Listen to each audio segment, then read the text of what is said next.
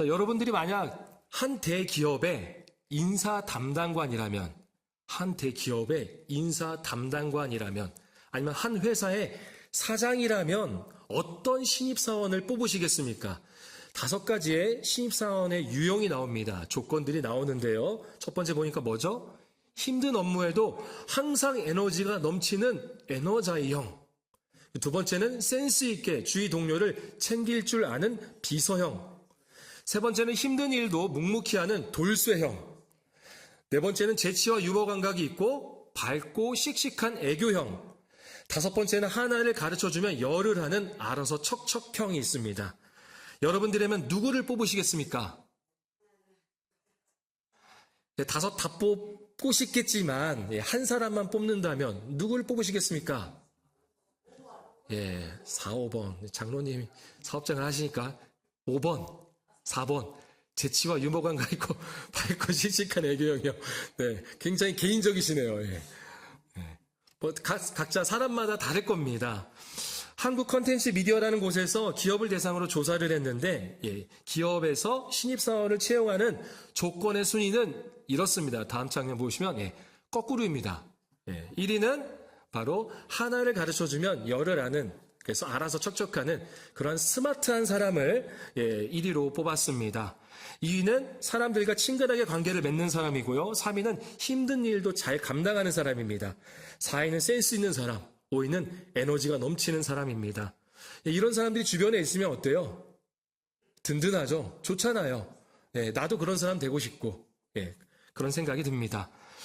무엇보다 1위가 압도적으로 높았습니다. 37.8%입니다.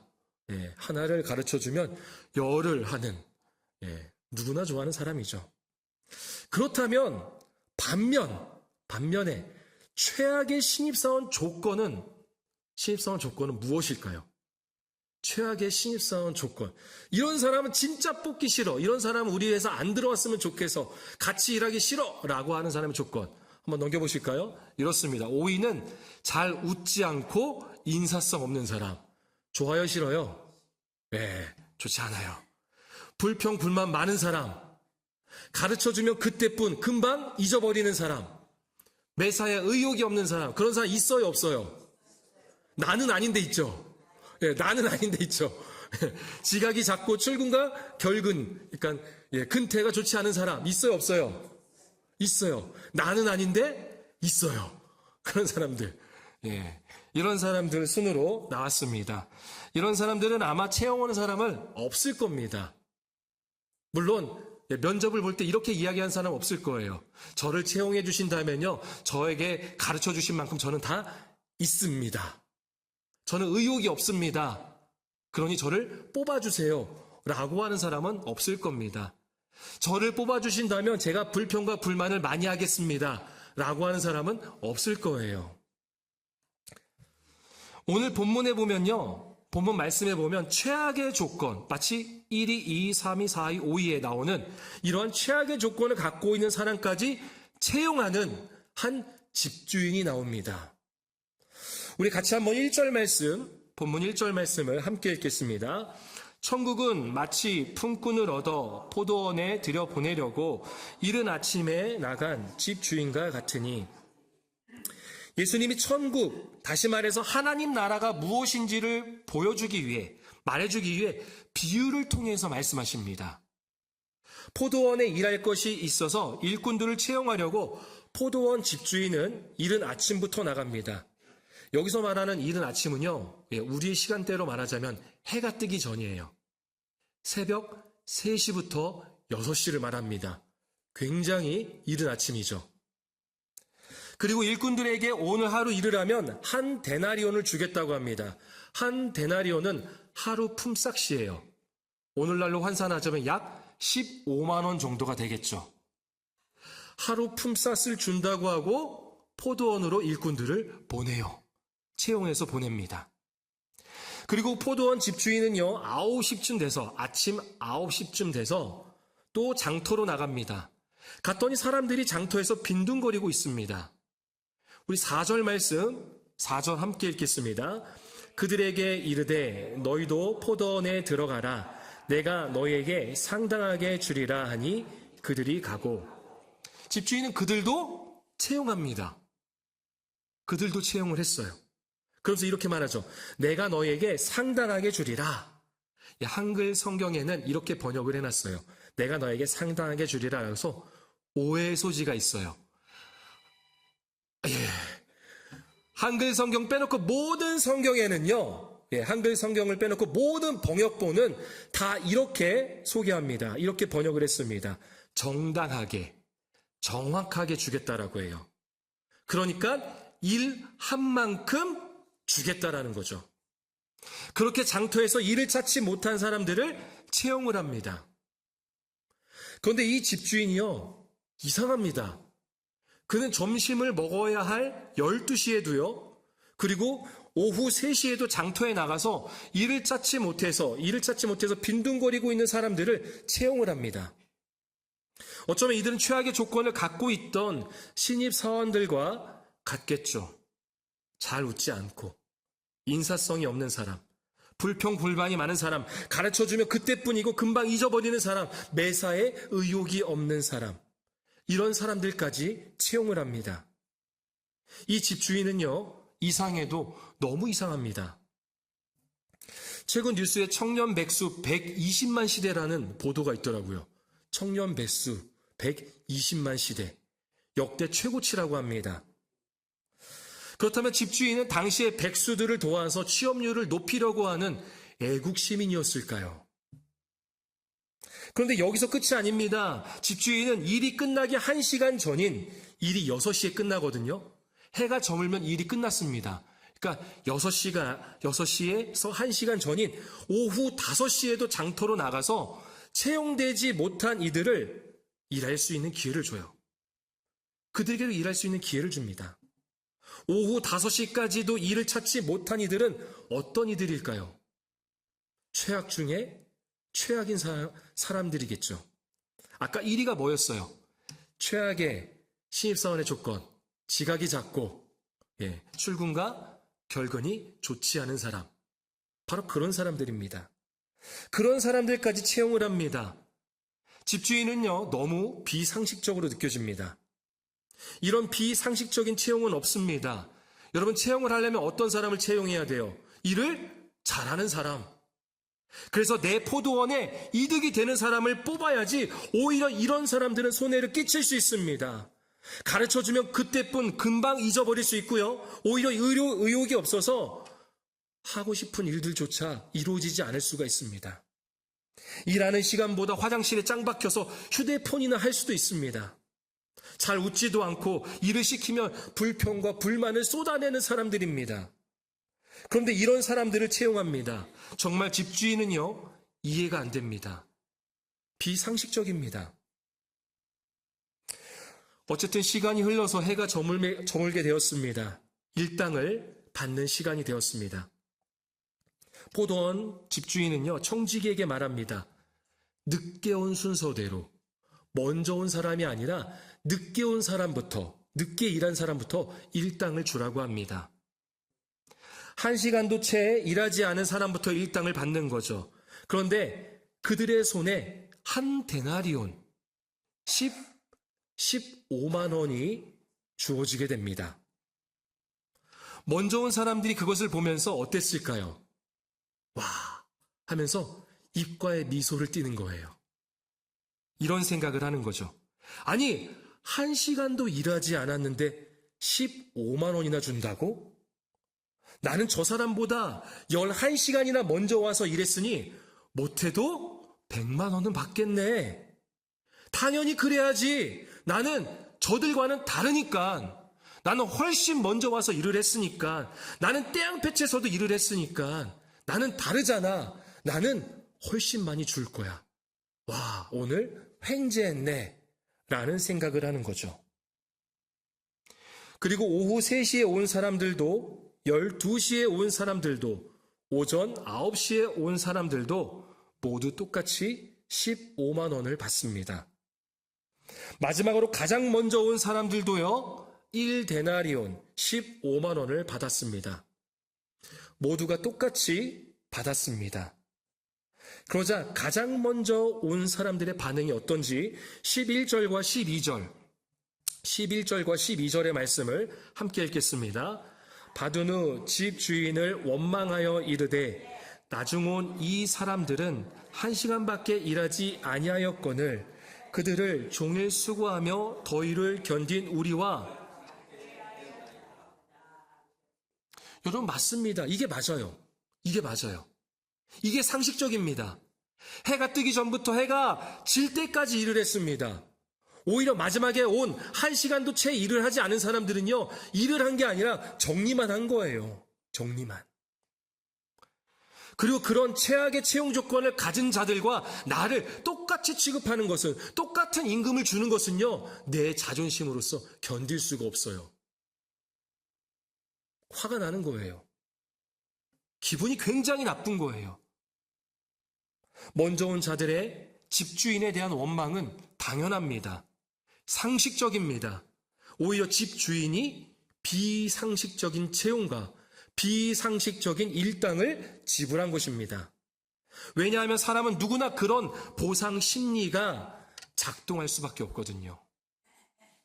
여기 계신 모두가 저 마찬가지입니다. 모두가 보상 심리가 작동할 수밖에 없습니다. 그러면서 차별, 차등, 그리고 비교하는 거예요. 내가 더 많이 일했는데, 더 힘들게 했는데, 더 헌신했는데, 더 수고했는데, 더 봉사했는데, 더 힘든 곳에서 있었는데 라는 것이죠. 그런데 이것은 천국, 즉 하나님 나라의 원리가 아니라는 거예요. 김병삼 목사님이 쓰신 하나님의 시선이라는 묵상집이 있습니다. 한번 보실까요? 3월 12일자의 내용을 한번 제가 읽어보겠습니다. 헌신의 적은 보상 심리입니다. 보상 심리는 장사꾼의 마음을 가지고 하나님과 흥정하려는 태도입니다.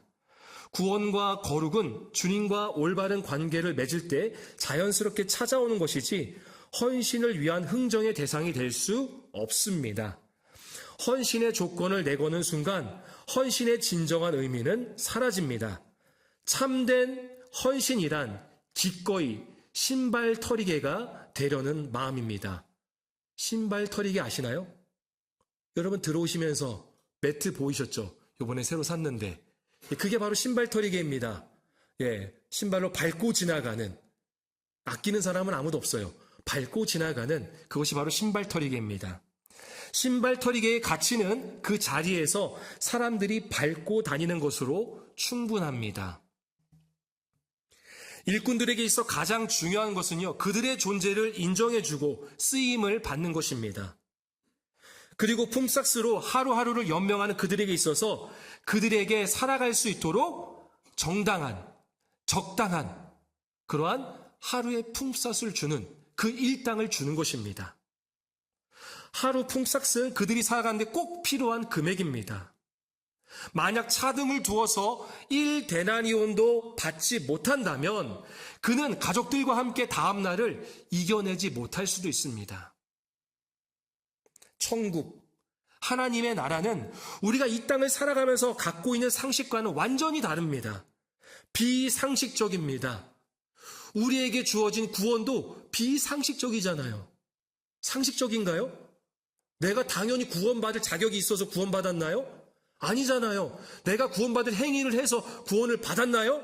아니잖아요. 비상식적이게 주어졌어요. 그냥 나를 사랑해 주시는 거예요. 나에게 그렇게 은혜로서 거저 주신 것이 구원입니다. 그런데 당시 유대인들은 선민의식이 있었습니다. 그들에게는 우월주의가 있었습니다. 다르다는 거예요. 우리가 더 우월하다는 거예요. 우리는 선하다는 거예요. 그런데 이러한 의식과 생각이요, 그들뿐만이 아니라 예수님의 제자들마저도 그랬다는 겁니다. 그들은 더 나은 구원을 받았다고 생각했고, 다른 민족이나 연약한 자이나 아니면 사회적인 죄인들은 더 낮은 구원, 더 값싼 구원을 받았다고 생각했습니다. 바울은 로마서를 통해서 말합니다. 로마서 10장 12절과 13절의 말씀 같이 읽겠습니다. 유대인이나 헬라인이나 차별이 없음이라. 한 분이신 주께서 모든 사람의 주가 되사 그를 부르는 모든 사람에게 부요하시도다. 누구든지 주의 이름을 부르는 자는 아멘. 하나님은 차별이 없으십니다. 모든 사람에게 진정한 부요, 그 구원을 허락하십니다. 이게 하나님 나라의 원리입니다. 보상이 아닌 거예요. 내가 어떠한 대가로 인해서 주어지는 것이 아니라, 그러한 보상이 아니라 하나님이 시상하시는 거예요. 그렇게 여겨주시는 거예요. 이러한 하나님 나라의 원리를 잊어서는 안 됩니다. 안 그러면 우리 또한 사람을 차별하고 이 땅에서뿐만이 아니라 천국에서도 차별되어야 한다라는 그러한 생각과 의식을 가질 수밖에 없기 때문입니다. 누구든지 주의 이름을 부르는 자는 구원을 받습니다.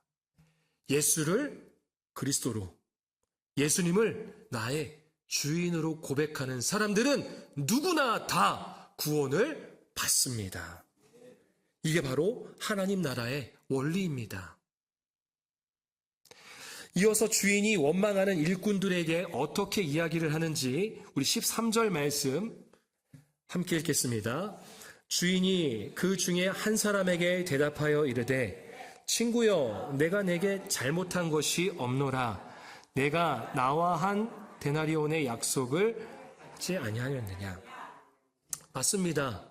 주인은 약속대로 주었습니다. 그 약속을 지켰습니다. 먼저 온 이들이 불평불만했던 것은 그들이 갖고 있던 보상 심리에 의한 것입니다. 하나님의 나라는 이렇듯 약속, 즉 언약 위에 세워집니다. 하나님의 언약, 하나님의 약속 위에 세워집니다.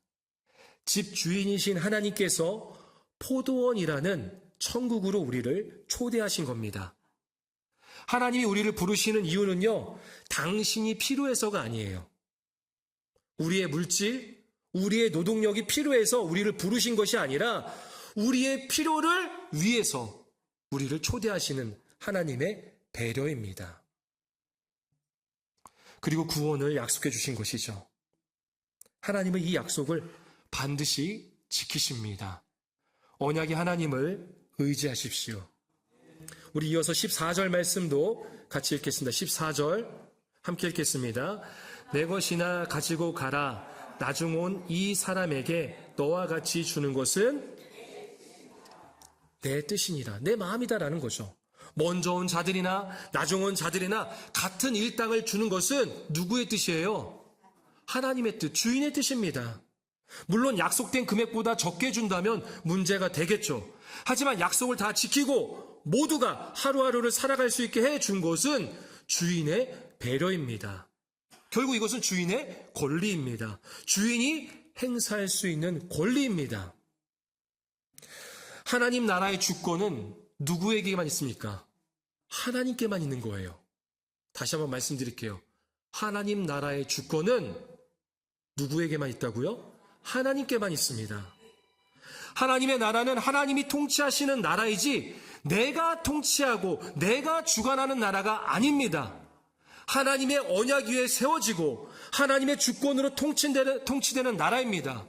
그런데 때론 우리의 얄팍한 보상심리나 오랜 신앙생활로 인한 신앙적 기득권 또는 하나님께서 주의 일을 하라고 주신 직분을 남용하며 마치 하나님 나라의 모형인 교회에서 또는 공동체에서 또는 모임에서 우리가 주인 의식을, 주인 행세를 하려고 할 때가 있다라는 겁니다.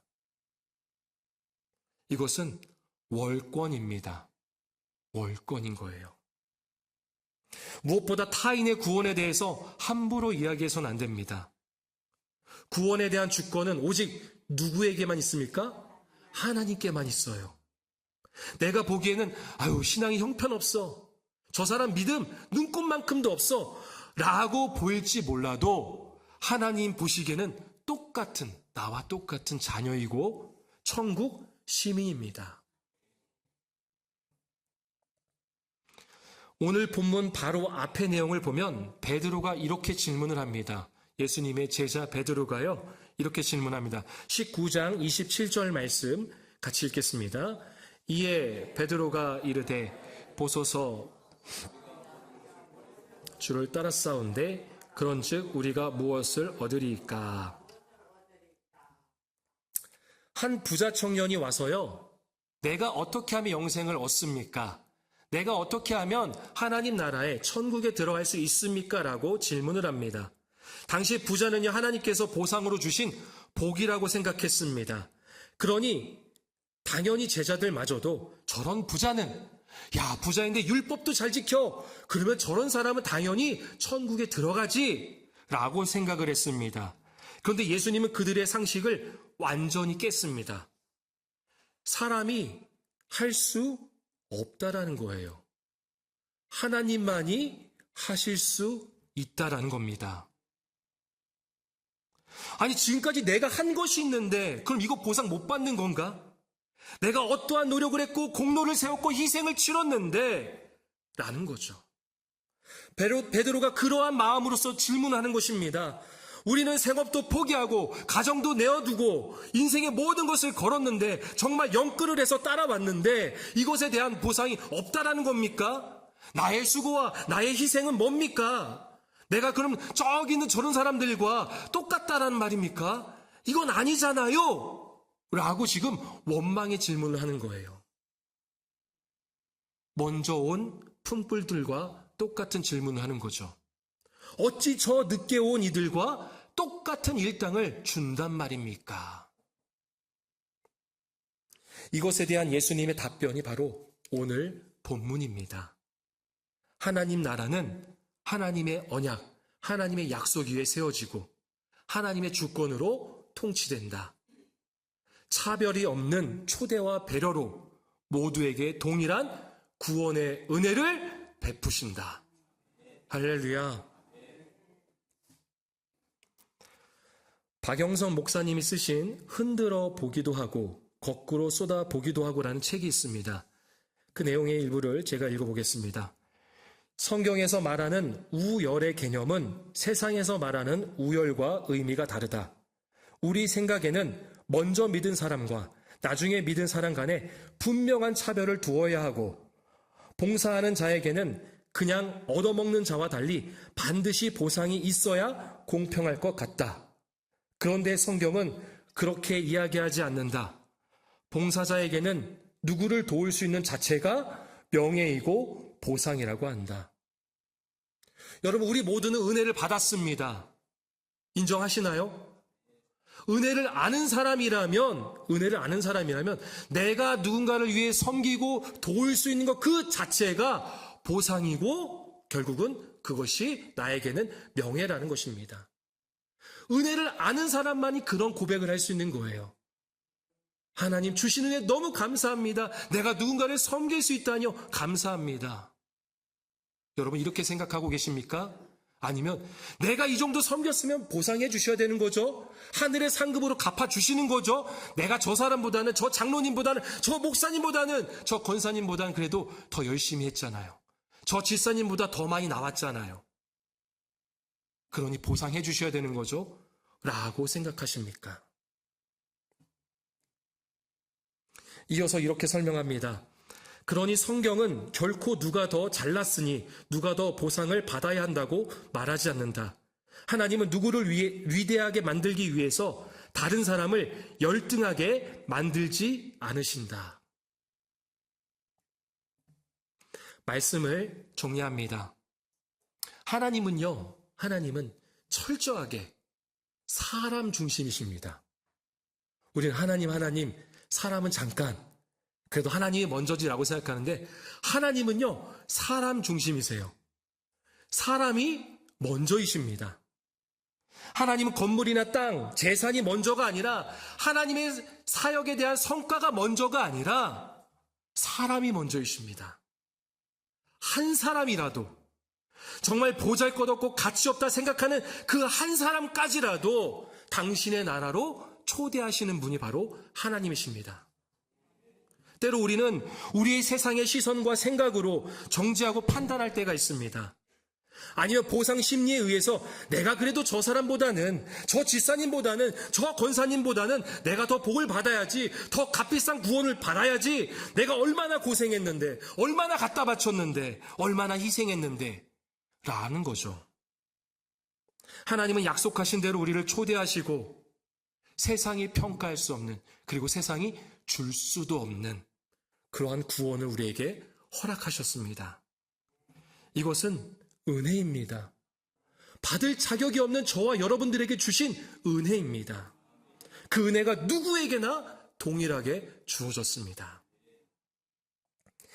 그래도 나는 장로인데, 그래도 내 목사인데 목사 라고 해서 하나님 나라의 모형인 교회에서 하나님의 주권을 무시한 채 주인 행세를 해서는 안 됩니다. 이것은 월권이에요. 하나님에 대한 도전이 되는 것이죠. 하나님 나라의 주권은 오직 누구에게 있죠? 하나님께 있습니다. 여러분, 우리가 하나님 나라의 시민 된 것은요, 천국 백성 된 것은 오직 하나님의 은혜입니다. 주인이 우리를 초대하고 약속한 구원을 주시고 그 주인 되신 하나님께서 영원히 통치하는 나라에 살게 된 것입니다. 내가 한 것은 단 하나도 없습니다. 어디 내가 이 땅에서의 수고를 예수 그리스도의 십자가 앞에 들이밀 수 있겠습니까? 하나님이신 예수 그리스도께서 우리를 위해 십자가에서 죽으셨기에 우리의 죄가 사하여지고 우리는 구원을 받았습니다. 그러면 우리는 이렇게 고백하는 거예요. 찬송가 252장 나의 죄를 씻기는 이 찬양 고백과 같이 이러는 거죠. 나의 죄 속하기는 예수의 피밖에 없네. 나는 공로 없으니 예수의 피밖에 없네. 4절은 이렇습니다. 평안함과 소망은 예수의 피밖에 없네. 나의 의는 이것뿐 예수의 피밖에 아멘, 아멘. 나는 공로 없습니다. 예수님이 하셨습니다. 하나님이 하셨습니다.